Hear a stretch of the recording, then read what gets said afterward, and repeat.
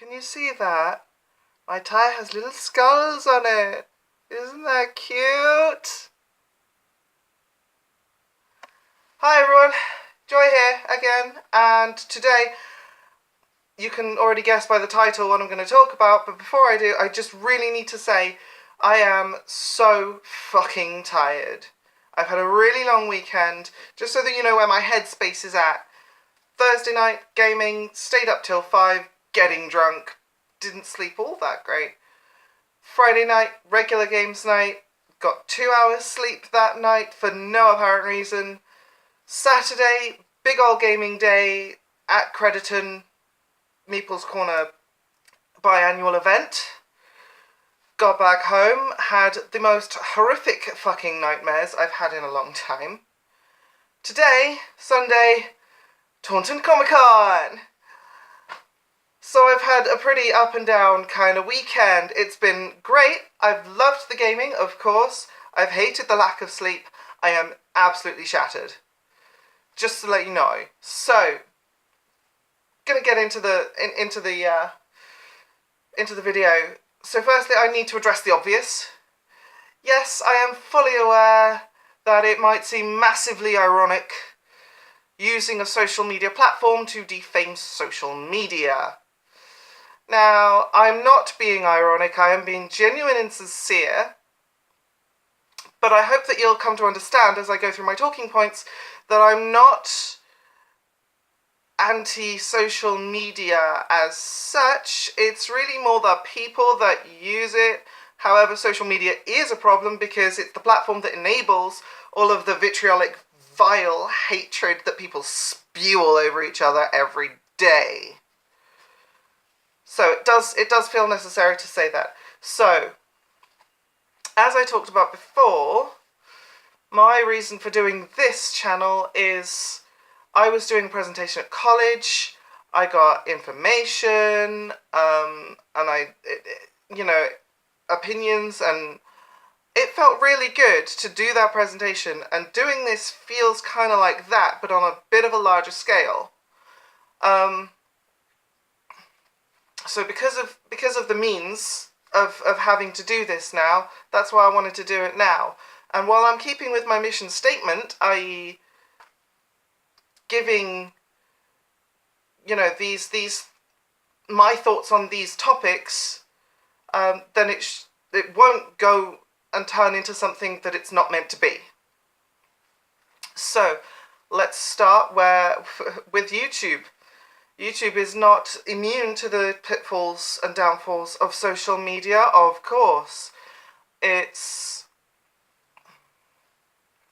the platform that I've chosen to use after careful and long deliberation, because in the videos I can communicate in such a way where it's not just the words that I'm saying, but also how I'm saying them, tone of voice, presentation, stuff like that. It's less likely to get misconstrued in a video than it would be with just the written word. And I've had a situation, it also comes with the problem of this situation where I've had in my personal life about doing these videos. Something I said actually got taken out of context.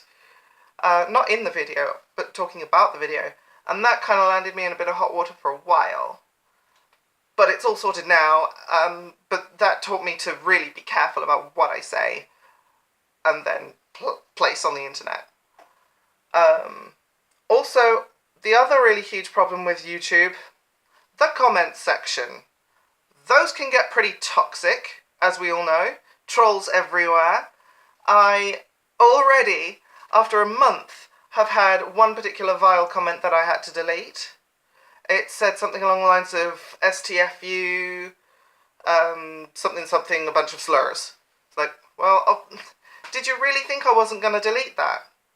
Not because it disagreed with my perspective, but because there was nothing contributing to the conversation, and also if somebody tells me to shut the fuck up, that just means I'm doing something right. So, no.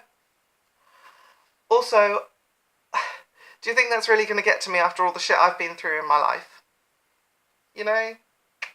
Wouldn't be here if I didn't have a thick skin developed by now. So, these videos that I'm doing are going to spread positivity, whether anybody likes it or not. And I'm not going to let negative comments, be they in the comment section or in real life, ruin my mission. Because it needs to be done. So that's YouTube. Then there's Instagram and Snapchat and Tumblr and something else, and just the points I'm going to make about these are the points I'm going to make about all of the following things as well. It's because nobody has put anything useful or decent on these things from what I've seen. That's not true, but the majority of what I've seen is crap. Banal, boring crap. And it's shoving all of the actual creative people away from the view. Why people feel it's necessary to spend so much time taking photos and sharing them everywhere and putting random comments and stuff.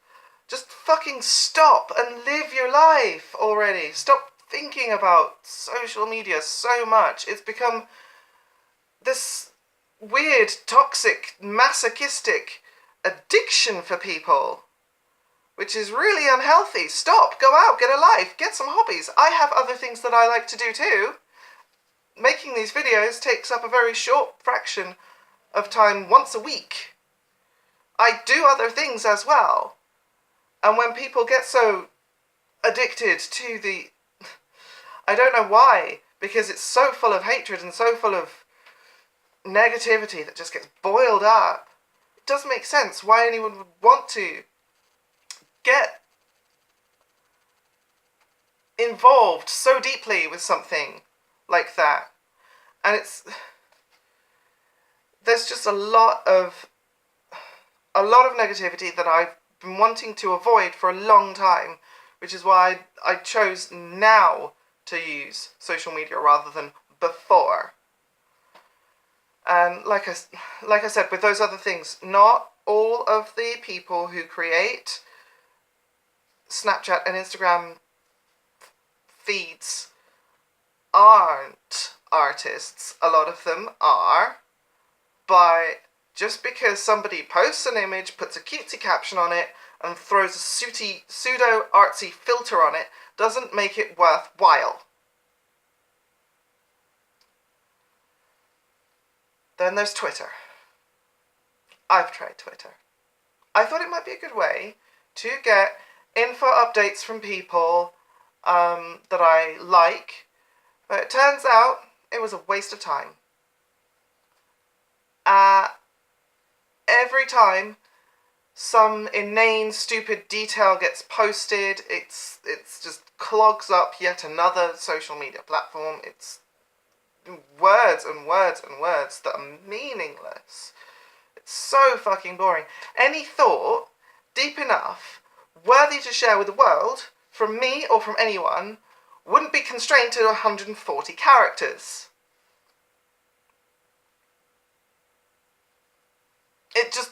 No, it wouldn't. Not to mention the fact that I despise the change to language that's happened thanks to hashtags everywhere. I do use them, I use them ironically. But only in speech. I won't actually write them down because fuck that.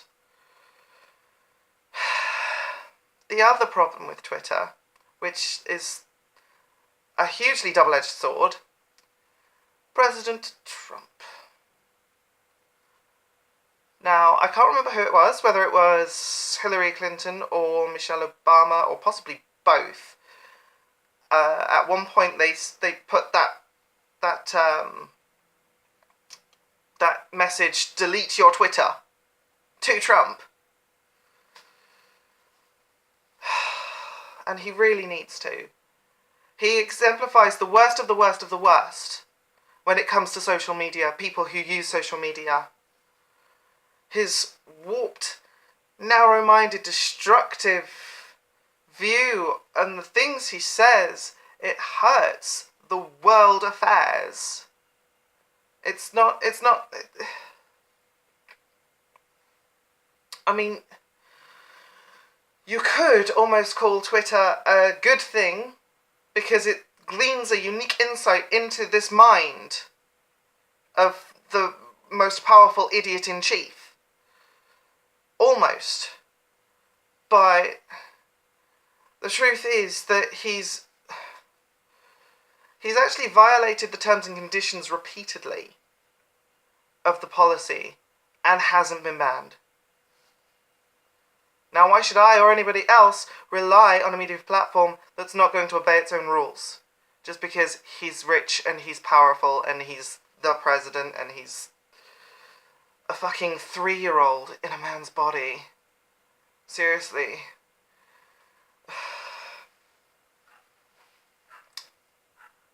It's just hurting world affairs. And of course, finally, the big one, the bane of my existence, fucking Facebook.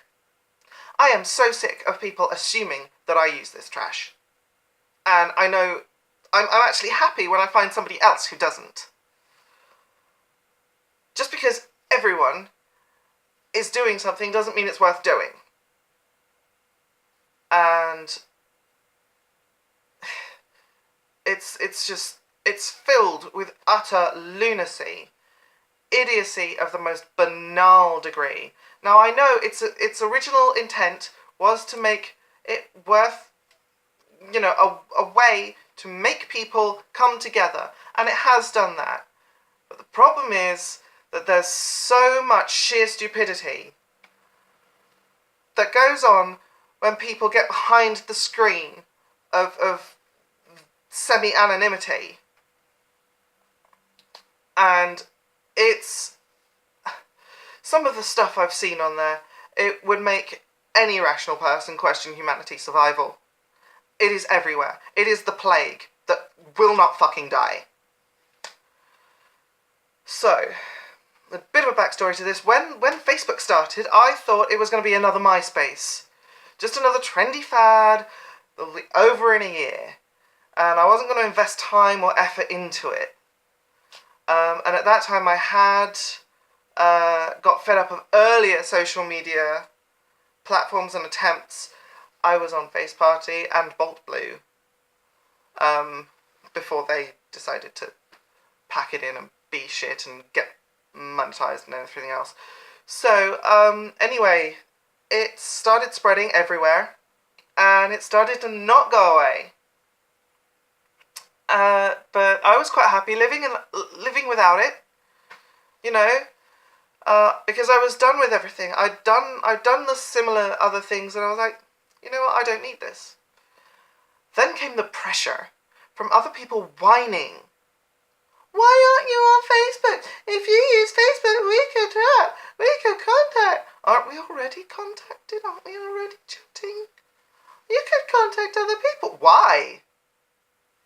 When there's so much fucking idiocy out there.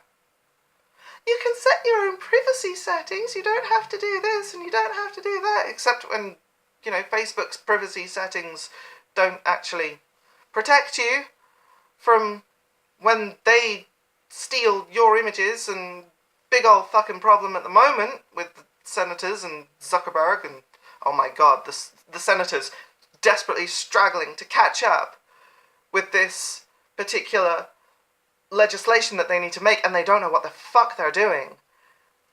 Big ol' mess of void of problems. Another problem I have with Facebook, again, butchering of the English language. Only Facebook could turn the word like into a noun and friend into a verb.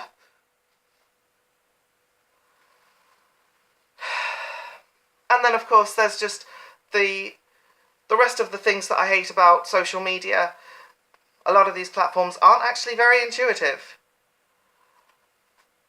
So, between the constant pushing from other people, the lack of desire I had in the first place, the vast amount of idiots out there, all of the virtual games with virtual livestock and shit, no thanks.